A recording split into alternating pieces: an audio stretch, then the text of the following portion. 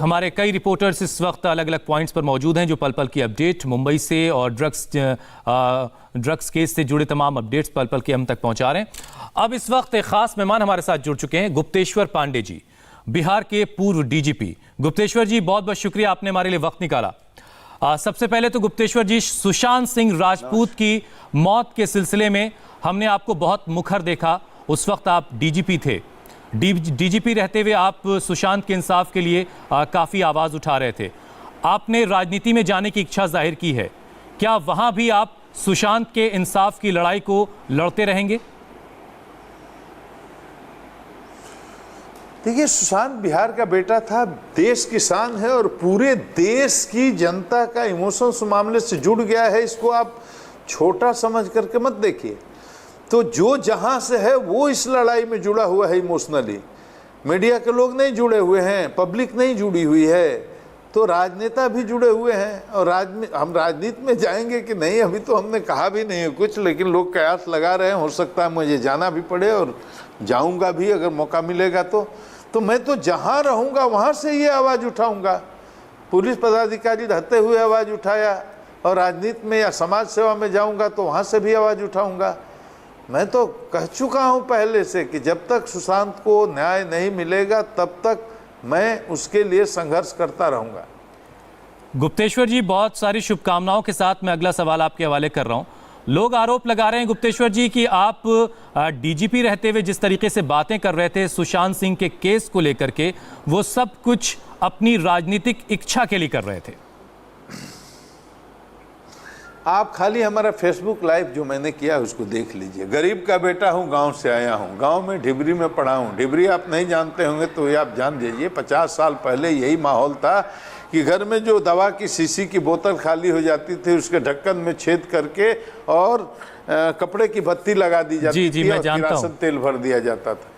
उस रोशनी में पढ़ करके मैं बड़ा हुआ। हाँ, गांव में स्कूल के नाम पर एक झोपड़ी थी और खटिया पर गुरुजी बैठते थे, वहां जाते थे हम लोग पैदल। कीचड़ में, बरसात के दिनों में घुटने तक कीचड़ में चल करके स्कूल में जाते थे। मेरे बाप पढ़े लिखे नहीं, मेरी माँ पढ़ी लिखी नहीं, मेरे खानदान में कोई भी पढ़ा लिखा नहीं, कोई कलेक्टर एसपी और जज नहीं है, और न नेता था, न मास्टर भी नहीं था।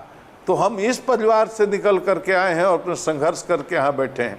वो जो ऐसा बोलते हैं ना, वो बौखलाए हुए, घबराए हुए, परेशान, हताश, निराश लोग हैं, तो ऐसा बोलते हैं। तो क्योंकि हमको राजनीति में अगर जाना होता और हमको चुनाव लड़ना होता, उसके लिए हमको ये करने की ज़रूरत नहीं थी। बिहार की जनता हमको इतना प्यार करती है कि बिहार के किसी भी असेंबली सीट से मैं चुनाव लड़ करके जीत सकता हूँ, ये उनको जानना चाहिए।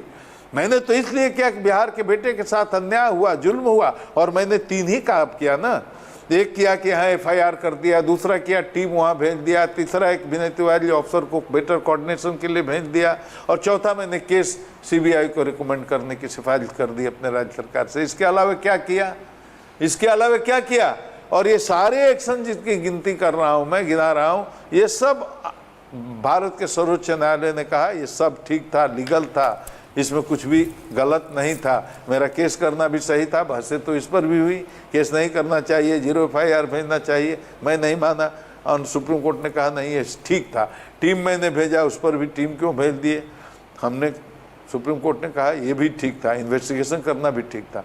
हमारे अफसर को बेटर कोऑर्डिनेशन के लिए भेजा गया तो उसको मध्य रात्रि में चोर की तरह ठप्पा देकर क्वारंटीन किया गया, सुप्रीम कोर्ट ने कहा वो काम करना गलत था। फिर हमने देखा, उन्होंने प्रेस कॉन्फ्रेंस करके कह दिया कि नहीं करने देंगे आपको अनुसंधान, कुछ भी नहीं देंगे आपको।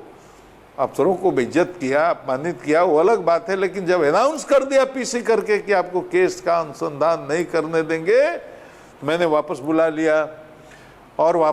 लिया, और मैंने रिकमेंड कर दिया कि भाई बिहार सरकार को अनुशंसा भेज दी कि आप CBI अनुसंधान के लिए केंद्र सरकार से सिफारिश करें, और चली गई है।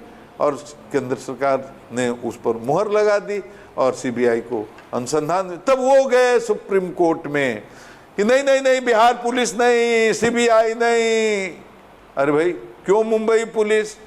पहले तो आप ट्वीट करके बोलती थी रिया जी कि सत्यमेव जयते, गृह मंत्री से कहती थी कि सीबीआई से जांच करा दीजिए। अब बिहार पुलिस गई तो बिहार पुलिस से ही डर गई, कोई कुछ नहीं, सामने ही नहीं आ रही हैं। और मुंबई पुलिस पर इतना भरोसा आपको क्यों है, और सीबीआई से आपको डर क्यों लगता है?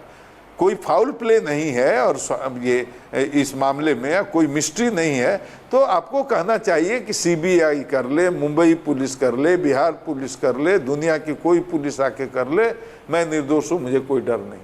लेकिन जैसे सीबीआई को केस जाता है सब कोई हिलने लगता है, पूरे बॉलीवुड में दहशत मच जाती है और रिया जी में भी दहशत मिल जाती है, उनके समर्थकों में दहशत फैल जाती है, वहाँ के राजनीति से जुड़े हुए बड़े बड़े लोग बेचैन दिखने लगते हैं। तो गुप्तेश्वर जी तो है ना, देखिए जो आप बातें कर रहे हैं सुशांत के मामले से जोड़ करके देखना।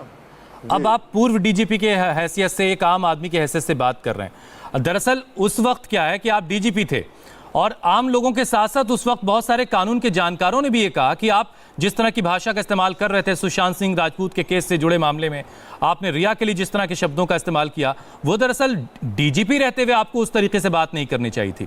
उस पर दरअसल लोग सवाल पूछ रहे थे।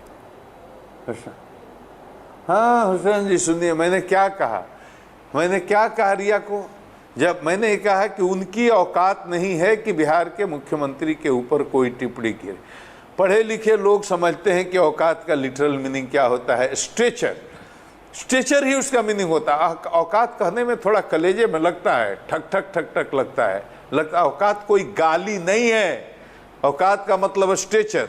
तो अब आप ये बताइए कि जो मेरे यहाँ प्राथमिकी का नामजद अभियुक्त है, एफआईआर का अभियुक्त है और जिस पर इन्वेस्टिगेशन किया जा रहा है, तो प्राथमिकी के नामजद अभियुक्त को किसी संवैधानिक पद पर बैठे हुए आदमी पर टिप्पणी करने का स्टेचर है? उसको करना चाहिए। अब कोई क्या मतलब है? मैंने कई बार रिया जी को कहा, देखिए लीगल लड़ाई है, लीगल फ्रेमवर्क में बिल्कुल लीगल तरीके से कोर्ट में लड़िए। आप ये मत करिए, आप मुख्यमंत्री को गाली देने से और बिहार के डीजीपी को गाली देने से आपको क्या कोर्ट में राहत मिल जाएगी? ये कौन आपको एडवाइस कर रहा है? तो मैंने कहा कि आपकी औकात नहीं कि बिहार के मुख्यमंत्री के बारे में बोले। लेकिन लोगों ने ट्रोल करना शुरू किया, मुझे लगा उनको तकलीफ लगी होगी, तुरंत मैंने माफी भी मांग लिया। मेरे को तो ईगो नाम की कोई चीज है ही नहीं, मैं तो बिल्कुल ही जमीन का आदमी हूं। लेकिन मैं आज भी इस बात को दोहराता हूं कि रिया चक्रवर्ती अपने को जो इनोसेंट प्ले करती थी, सत्यमेव जयते करके वीडियो बनाती थी, आज ड्रग के रैकेट में गई हैं जेल। तो इनोसेंट कहां से है? और मैंने मुकदमा यहां अगर नहीं किया होता, मामला इतना आगे बढ़ा नहीं होता, फिर वो एनसीबी को भी पिक्चर में आना नहीं पड़ता, फिर ड्रग रैकेट का इन्वेस्टिगेशन भी नहीं होता, तो रिया भी जेल में नहीं जाती, उनके साथ जो 18-20 लोग गए वो भी नहीं जाते, और जिन 20-25 लोगों का नाम बताया जाता है कि बड़ी मछलियां जिनके नाम अनुसंधान के अंदर चल रहा है, जी, तो वो लोग भी नहीं आते। गुप्तेश्वर जी, ड्रग रैकेट को तो मैं नहीं वहां जी गुप्तेश्वर जी, यही लोग आरोप लगा रहे हैं कि जब तक बिहार के चुनाव नहीं हो जाते हैं तभी तक ये सब कुछ हो रहा है और उसके बाद ये सारी चीजें धीरे धीरे खामोश हो जाएंगी।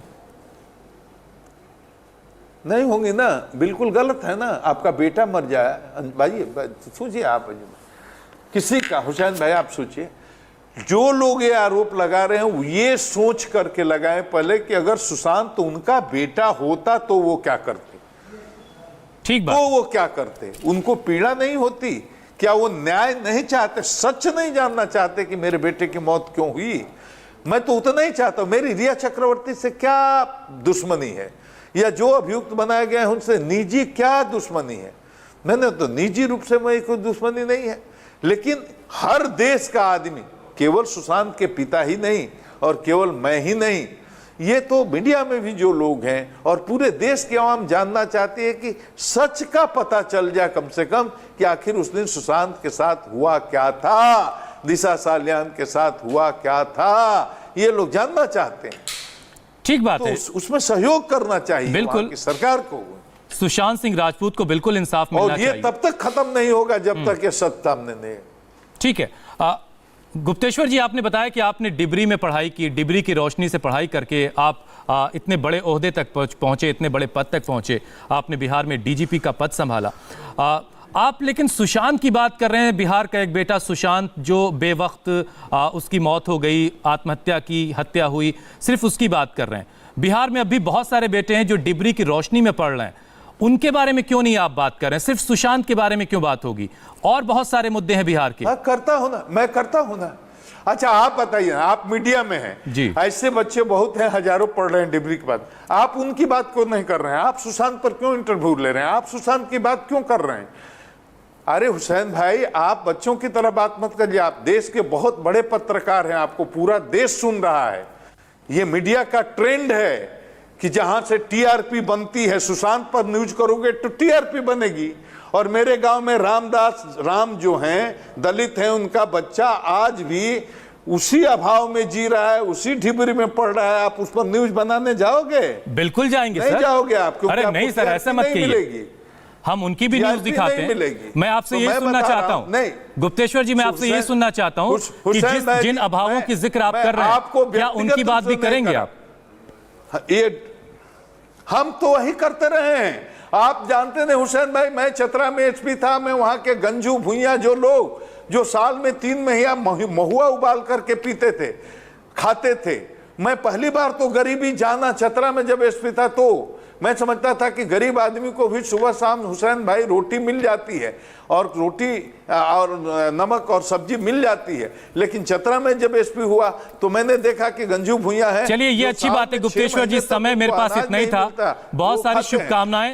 आप राजनीति में जाना चाहते हैं, आप बिहार के एक बेटे सुशांत को इंसाफ दिलाना चाहते हैं, उसे भी इंसाफ मिलना चाहिए और बिहार के दूसरे बेटों के साथ भी इंसाफ होना चाहिए, उनके लिए भी आप आवाज उठाएंगे। बहुत बहुत शुक्रिया गुप्तेश्वर जी हमारे साथ जुड़ने के लिए। एकदम उठाएंगे, आप आइए साथ।